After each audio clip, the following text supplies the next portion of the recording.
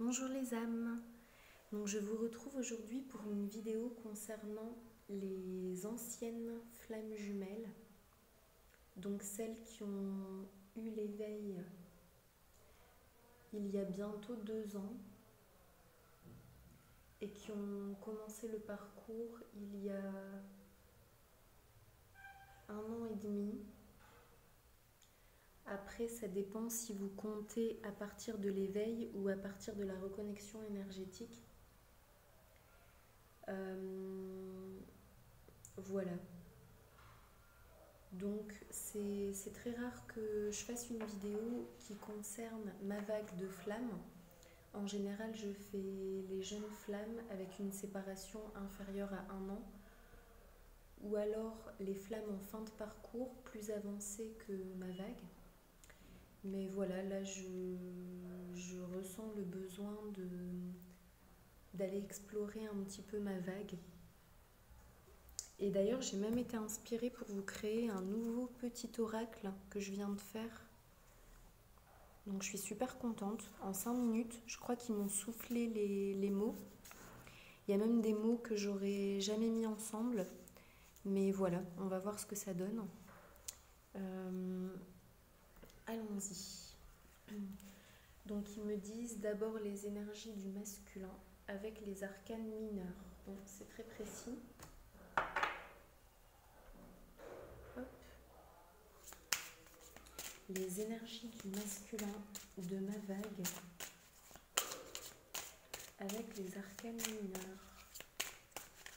Chers anges, chers guides, merci beaucoup de votre présence et de votre inspiration. Je suis ravie que vous soyez avec nous présentement. Donc ils me disent 3 cartes.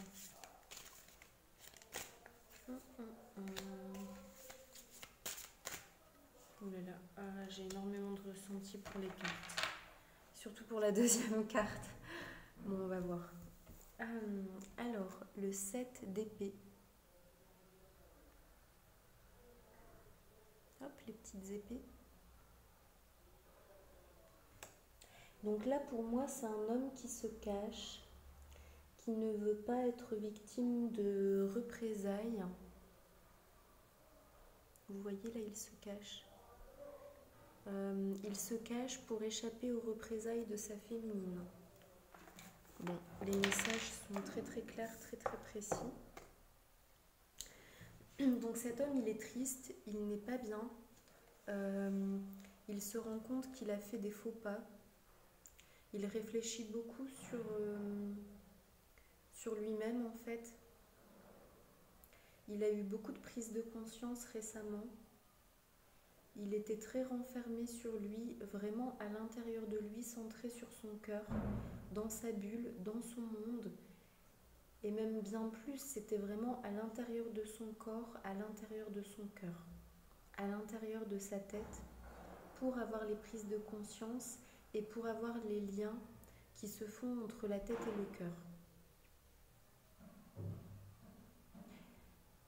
Alors que chez lui, en général, la connexion entre la tête et le cœur, ce n'est pas ça du tout. C'est plutôt une dualité, un affrontement permanent, un conflit, un choix. Et là, pour la première fois, c'est comme si quelque chose s'était éclairé en lui et que c'était passé de la conscience jusque dans le cœur. Ça a fait naître des sentiments, des nouveaux sentiments. Donc c'est bien ce que je ressentais avec cette deuxième carte. En fait, je ressentais beaucoup d'amour.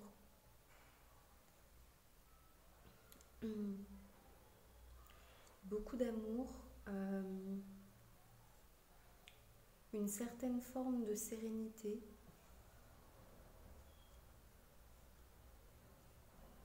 Il y a le mot renoncement qui est également transmis. Paix avec soi-même. Amour dans la coupe. Hop, vous voyez la petite coupe. Enfin, la grande coupe plutôt.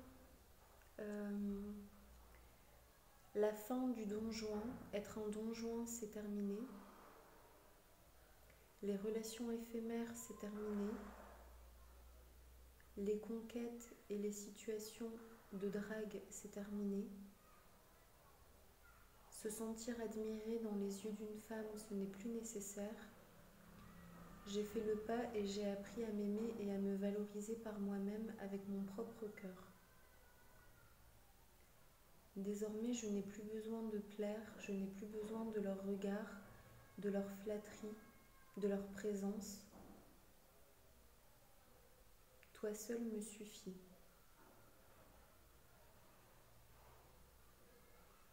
Ta joie, ta spontanéité, c'est comme une vague d'air frais pour moi. C'est comme les vagues de la mer.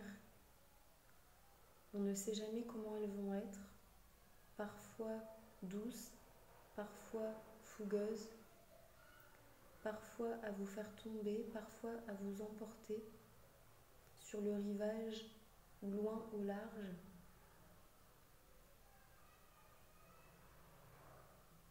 Tu me surprends parfois autant par ta douceur, ton amour et ta compréhension que par tes élans de renoncement. Et j'aime ça chez toi, même si c'est parfois difficile pour moi.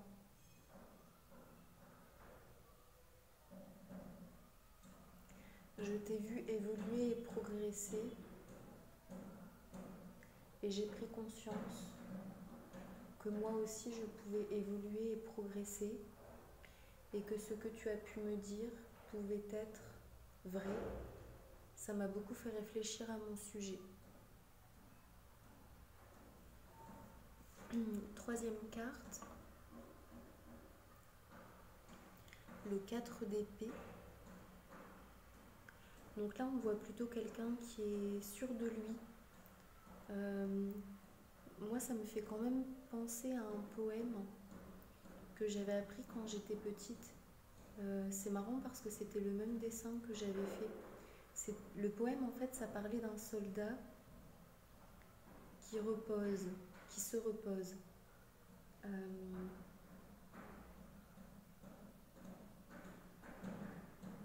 Et les dernières phrases du poème, c'était « Il était tendu ».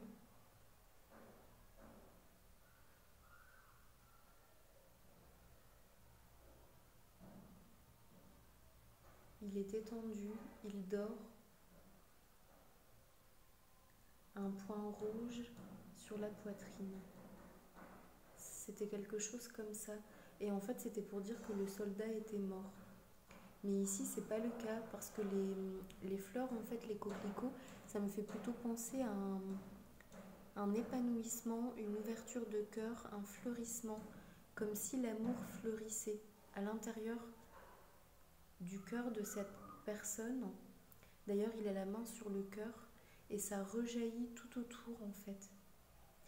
Mais ce que je ressens, comme si ça rejaillissait autour de lui, à l'intérieur de son aura, dans sa bulle à lui, dans ses énergies, mais il n'est pas encore capable de le montrer à l'extérieur, de montrer cette partie de lui-même, cette affection, cette capacité à aimer, à vouloir aimer et à vouloir être aimé.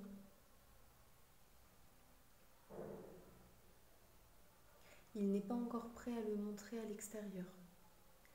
Il a encore 2-3 choses à régler pour le moment, à l'extérieur avec des personnes de son entourage,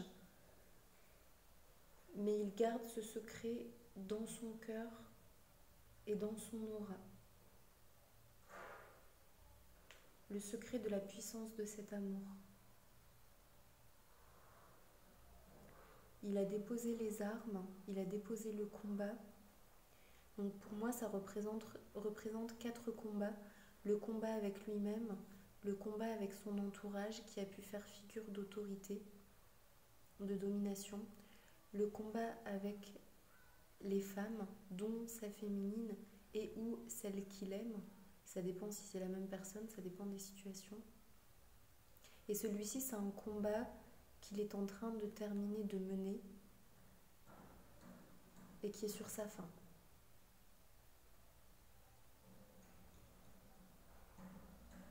Et donc là, on me dit, pour l'instant, on ne peut pas révéler quel est ce combat.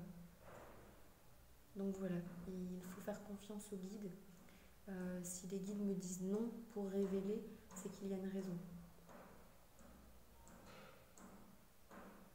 Donc ça, c'est l'état d'esprit du masculin.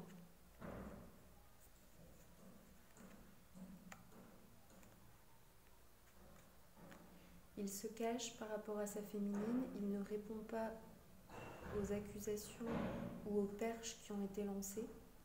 Il est serein et a découvert l'amour. Il se sent bien dans sa bulle pleine d'amour et il arrête les festivités, les artifices de la vie, tout ce qui est inutile. Il devient un masculin sacré en quelque sorte. Il y a le mot passion qui m'est transmis également. On va essayer de voir, je vais demander en miroir la féminine. Arcane majeur, on me dit. Hop, arcane majeur pour la féminine. Pour ça, féminine, ce duo de flammes en fin de parcours.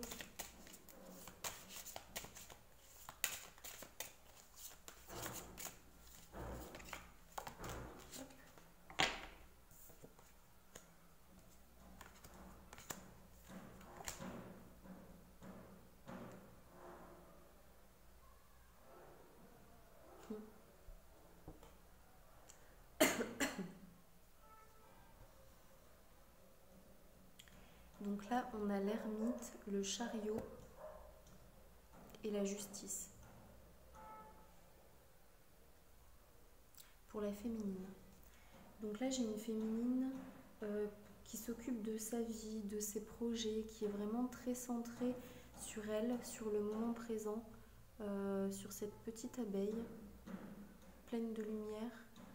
Oui, je ressens vraiment une féminine alignée, centrée sur elle. C'est très, très évident. Comme si maintenant elle ne s'occupait plus que de son petit monde à elle en fait. Elle qui s'est toujours occupée des autres en fait en quelque sorte, qui s'est toujours préoccupée de ce que les autres pensent, de comment les autres vont, comment les autres font. Elle qui a toujours essayé de comprendre son passé, de vouloir à tout prix diriger son avenir, c'est vraiment maintenant un temps où elle a cessé tout ça et où elle est vraiment centrée sur elle, sa vie, ses projets, en essayant pas à pas vraiment d'améliorer les choses en fait. Alors j'entends les mots discipline, en se disciplinant avec elle-même, avec du courage, de la foi et de la force. Donc c'est une féminine qui était plutôt yin et qui maintenant est bien équilibrée yin-yang. Elle arrive davantage à diriger les rênes de sa vie. Elle connaît désormais ses faiblesses yin et elle sait désormais comment utiliser, comment allumer à nouveau ses aspects yang comme un interrupteur. Et parfois elle peut choisir de ne pas allumer l'interrupteur yang pour être à l'équilibre, mais c'est plus souvent par mauvaise foi ou par colère. Mais elle en est tout à fait capable d'être à l'équilibre. Donc là, il y a encore des petites choses qui sont en train de se guérir du côté de la féminine. Donc pour moi, ça équivaut à cette épée, le combat a terminé, et au fait que le masculin se cache. Donc le masculin se cache de sa féminine. Peut-être que la féminine se cache encore du monde. Oui, c'est ce qui est transmis. Donc il y a encore le thème du fait de se cacher à travailler. Pourquoi vous cachez-vous? Pourquoi tant de personnes sont différentes et tant de personnes se montrent telles qu'elles sont, sans filtre, sans chichi, sans artifice, sans honte,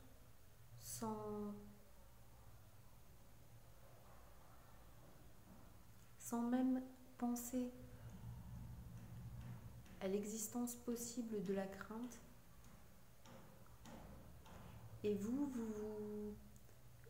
restreignez, vous vous privez, vous vous effacez. C'est comme si vous coupiez une partie de vous-même et que vous la mettez dans un coffre pour que personne ne la voie.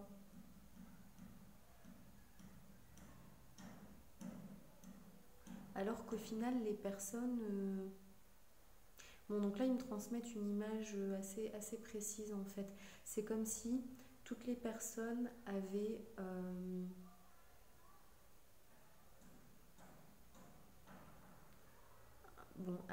voilà, avaient un bras bleu et un bras rouge.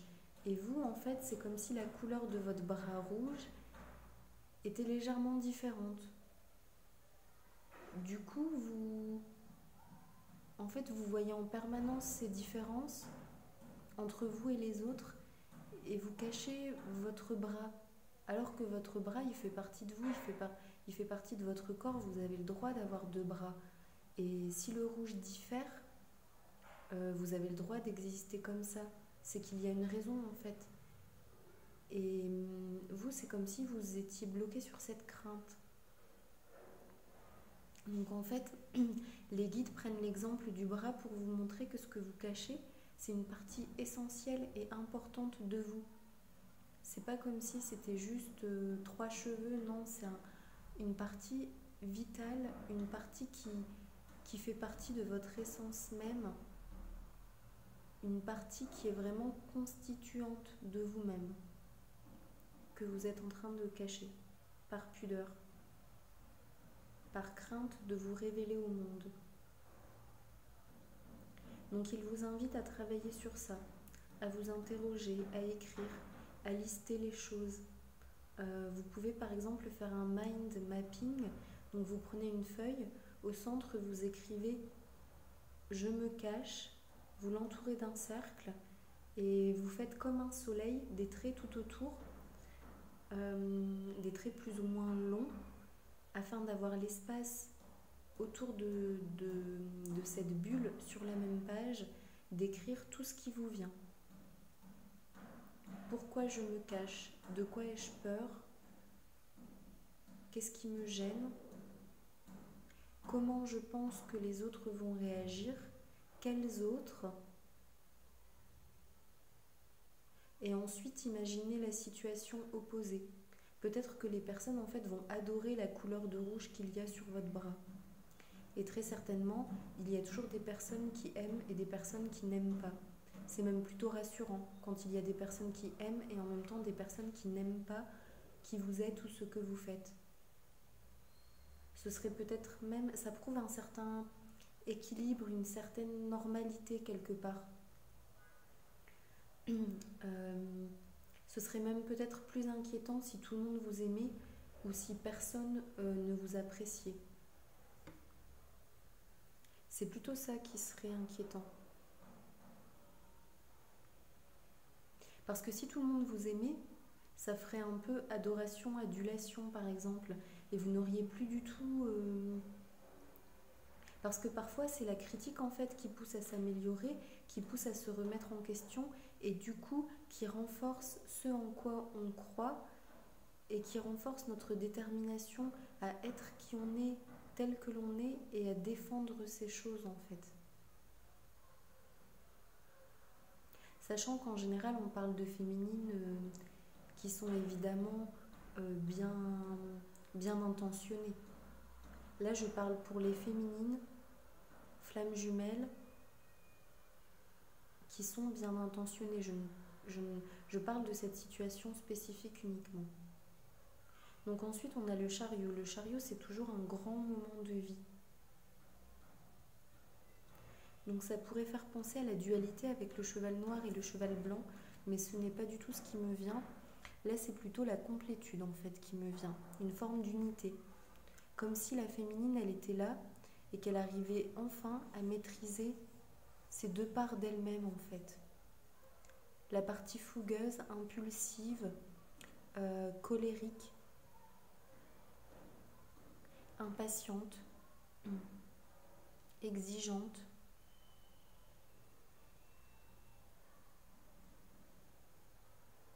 la partie extrémiste qui peut prendre des décisions très tranchées, avoir des comportements très contradictoires, et la partie plus sage, la partie un peu plus angélique, ne pas faire de vagues, être doux, être gentil,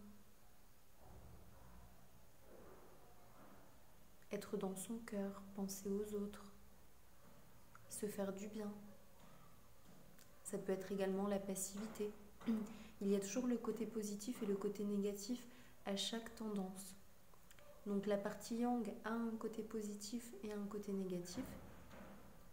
Par exemple, le côté positif, c'est le fait d'être capable de décider d'agir avec fermeté. Et la partie négative, ça peut être le fait d'être parfois un peu dominant, tyran avec soi et avec les personnes autour. La partie yin, la partie positive, ça peut être d'être doux, d'être gentil, de s'adapter, d'être présent pour les autres, à l'écoute, souriant. Et la contrepartie, ça peut être parfois de l'être trop, de ne pas l'être assez avec soi-même, de retomber à nouveau dans le paraître. Ce côté sage où je fais ce que je pense qui est attendu de moi ou que je suis censée faire. Mais c'est toujours plus intéressant d'avoir en face de soi une personne vraie, telle qu'elle est, et ensuite elle peut être un allié ou un adversaire. Mais une personne qui fait semblant, ce n'est jamais bon pour personne. Donc vous avez vraiment le droit d'être tel que vous êtes. J'ai l'impression que c'est encore la dernière chose qui vous reste à régler. Et donc là, la justice, c'est la carte de la victoire. Pour moi, c'est la carte quand on obtient gain de cause, quand on... l'aboutissement, l'achèvement, l'accomplissement, la maturité. C'est vraiment ce qui est les mots qui sont transmis. On me parle même de maturité. Oh, j'ai plus d'électricité. Excusez-moi, j'ai une coupure. Hop, j'ai une panne d'électricité. Donc je reprends la vidéo avec vous à la lumière du téléphone. Donc on me parle de maturité émotionnelle et affective. Ici, on me dit également que ce n'est pas du tout la disparition du côté enfantin, spontané, aimant, et que bien au contraire, c'est la capacité à prendre du recul sur cette partie de nous qui nous constitue fondamentalement, qu'on a peut-être parfois voulu tuer ou éliminer ou diminuer, mais qu'effectivement ce n'était pas la bonne solution parce que la vraie réponse à la question, c'est d'intégrer cette partie comme fondamentalement importante et constituante de nous, de lui laisser sa place, mais de la guider, c'est-à-dire de l'orienter. Dans quel cas, dans quelle situation puis-je exprimer mon amour, ma confiance, vraiment donner de moi, et dans quelle situation je dois me préserver, prendre du recul, m'affirmer, protéger mon cœur. Donc là, il me montre une image, les guides me montrent une image, c'est comme jongler en fait. C'est comme si, avant ce parcours de flammes jumelles, vous aviez par exemple une boîte avec 5 balles. Donc vous essayez de jongler avec ces 5 balles, c'est pas du tout possible. Au début, vous jonglez avec 2-3 balles, mais vous le faites très mal. Peut-être même vous vous obstinez à vouloir jongler avec ces 3 balles. Et ce parcours, il vous pousse à tout reprendre de zéro. Donc on vous enlève les balles, vous devez tout recommencer. Aucune balle, une seule, 2, 3. Donc ça représente en fait, ça peut représenter les consciences. La conscience corporelle, intellectuelle, émotionnelle,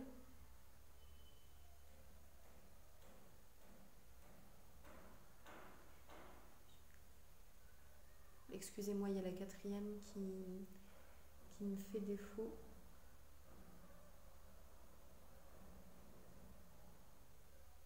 Spirituelle.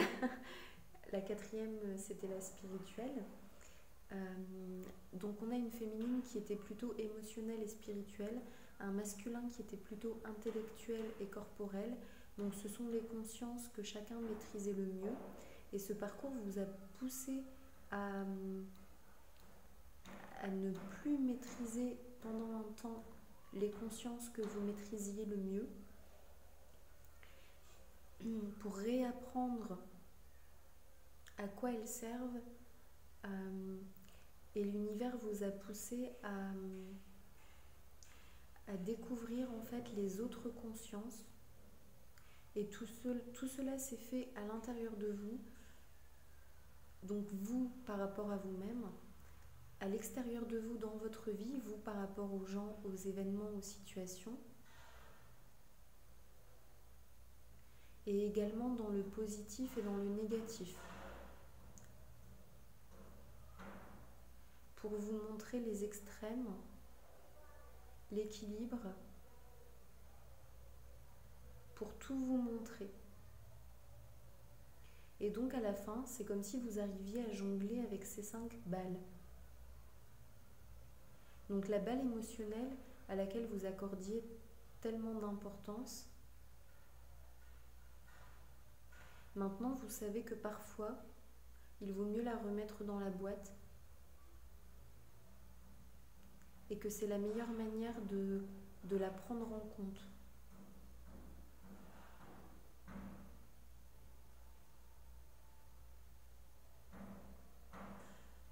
Comme ce secret d'amour que le masculin garde dans son cœur.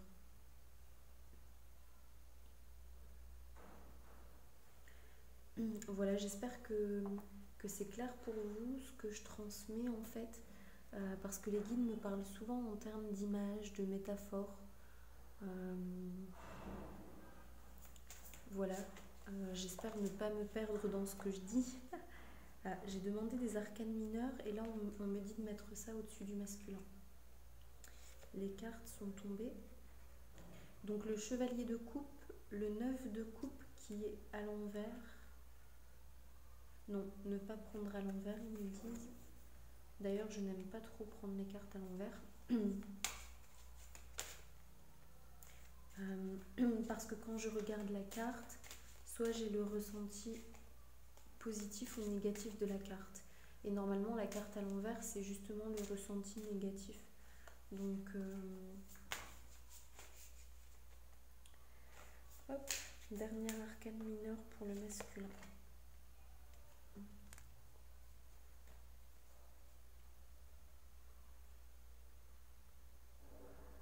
Donc là, on a un masculin qui devient chevalier de coupe.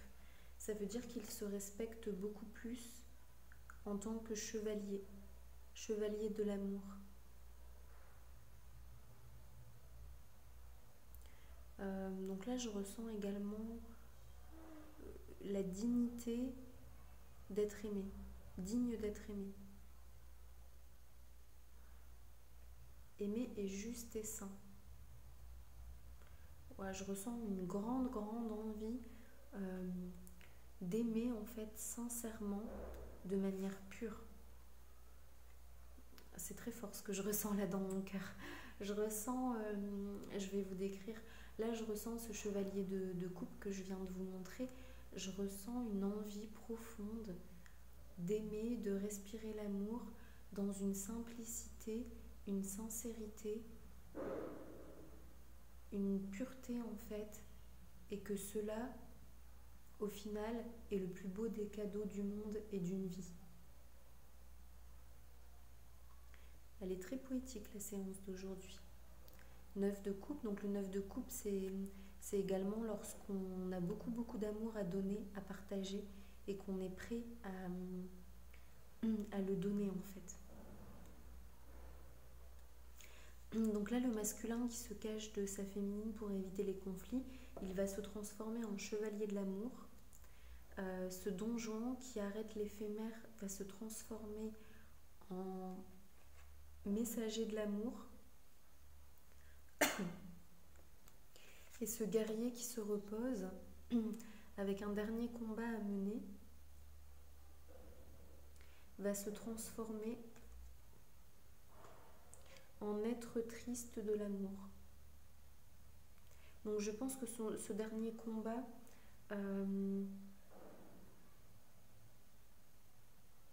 ça représente ses espoirs d'amour. Vous voyez le ruban rouge?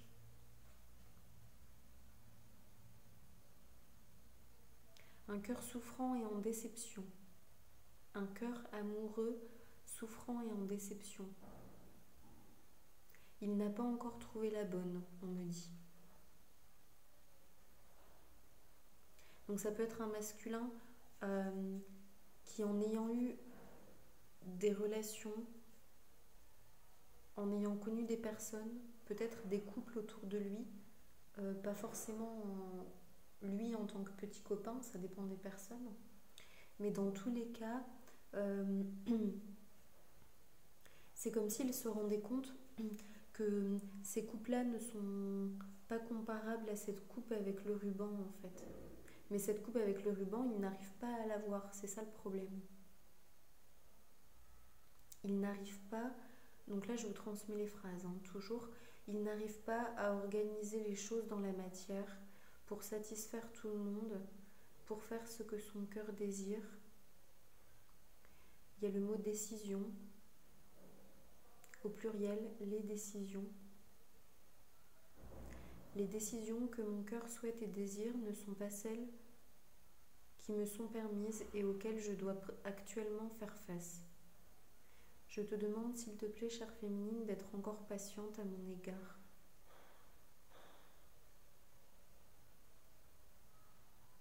Et de me laisser encore quelques instants ce ruban rouge. Donc il vous demande de lui laisser du temps, de ne pas le condamner, de lui laisser du temps. Car lui a encore de l'espoir. Bon, donc là, ils me disent pour la féminine, pas d'arcane mineur, mais plutôt mes petits papiers. Donc on va voir.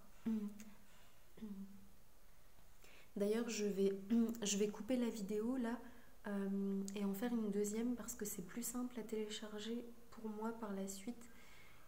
Et c'est mieux parce que vous pouvez avoir les vidéos plus rapidement sur Facebook.